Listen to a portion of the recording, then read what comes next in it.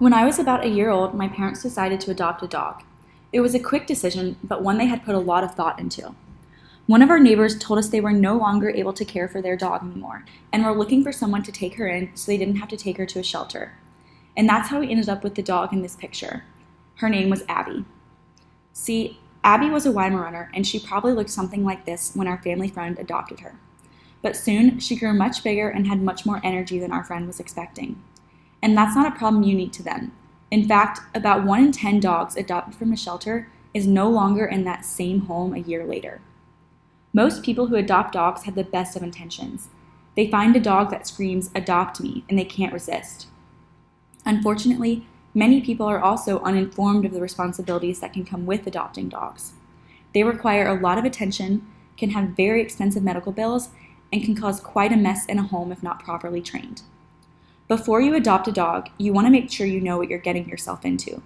Reputable rescue shelters will work with you to make sure your lifestyle can handle the needs of a dog, and they will match you with a dog that has a temperament that fits in within the time and energy constraints you may have. To give you a concrete example of this process, I want to talk to you about a shelter where my family adopted another dog from. The name of this shelter is Saving Grace, and this is the entrance. Behind this little house is over 100 acres of land. Saving Grace was started on a farm in Wake Forest, North Carolina, by a woman who wanted to help the dozens of puppies she kept finding around her land. Over a few years, she started this nonprofit organization that now has multiple locations. We heard about Saving Grace from a family friend who adopted this sweet pup in 2014. She told us about the very detailed process the volunteers at Saving Grace go through to make sure you get a dog who will be a perfect fit for your family. My mom was very excited to hear that because she was nervous about getting a dog she didn't connect with. The process at Saving Grace involves an interview. It was similar to the questions you might be asked when adopting a dog from a breeder, such as the type of lifestyle we had, if we had any other pets or children.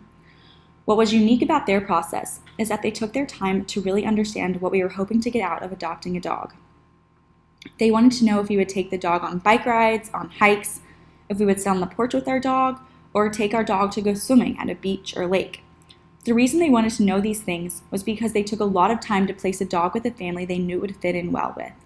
Every dog at Saving Grace spent at least 3 months at the shelter before being put up for adoption, so that the volunteers knew exactly what kind of family would fit in with. We knew we wanted a very laid-back dog. My family is active during the day, and we don't often have time to take more than one walk a day. A dog that didn't need as much exercise and was content to lay by our side as we relaxed on the porch was perfect for us. After hearing this, the volunteers came up with a few dogs at the shelter they thought would fit in with our lifestyle. One of those dogs was Goggles. Goggles was completely blind because of some abuse he had experienced before arriving at Saving Grace. While Goggles was a very sweet pup, we knew he wouldn't be a great fit for us. We live right next to an extremely busy road, and even with a fenced-in yard, we didn't want to risk him somehow getting out when we lived somewhere that was so dangerous for him. We looked at a handful of different dogs and even left and came back another day. We wanted to make sure we were fully prepared to care for the dog that we adopted. After visiting a few times, we couldn't find a dog that had the laid-back temperament we were looking for. As we were getting ready to leave, my mom saw a dog laying in the sun by the door. This was the dog she saw. She had mange, heartworms, horrible ear infections, and weighed about half of what she should have. Her name is Myra. The way Myra laid in the sun and didn't immediately beg for our attention made my mom sure she was the dog for our family. We decided to take Myra home with us that night, but not before we talked to the volunteers about the care she would need. Like I mentioned, Myra was very sick. She had been at the shelter for a few months, and Saving Grace was doing their best to take care of her. They had over 100 animals and only so many volunteers to help, though. They wanted to make sure Myra got the love and care she needed, and they were also willing to talk to us about what that process would involve.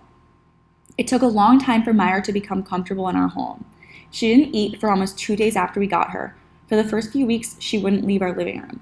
She got scared every time we turned the lights or a fan on or off, and it took us over a year to house train her. Despite being almost 4 years old, she had likely never lived in a home, and it took her a lot of getting used to. This is Myra about a year ago. We've had her for 6 years now, and she's the perfect dog for us. She loves to lay on the porch while my parents drink coffee. Her favorite form of exercise is playing fetch, and she gets tired after walking for only about a mile. It took many trips to the vet, and lots of medicines to get Myra healthy again. Before adopting a dog, make sure you're aware of the financial responsibilities.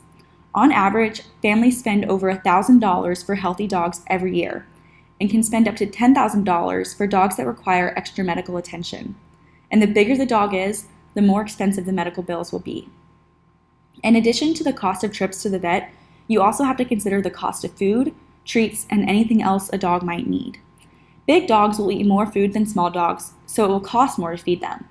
You'll also likely have to buy a crate for your dog to sleep in, as well as toys and a comfortable bed to make sure the crate is a safe space for your pup. Another responsibility to be prepared for is time. After you adopt a dog, it can take hours a day to properly train them, so that they are able to go to the bathroom outside, walk on a leash, and be around other people or dogs. For a dog like Myra, this process took especially long. You have to be patient and be willing to put in hours a day to properly train them. Finally, you want to consider the space you have. Big dogs need more space, both inside and outside. If you live in an apartment, a smaller dog will likely be a better fit. Even if you have a house with a small yard, a big dog might not be a great option because they won't have room to run. Fences are also necessary to let dogs out on their own, so be prepared to put up a fence if you don't already have one.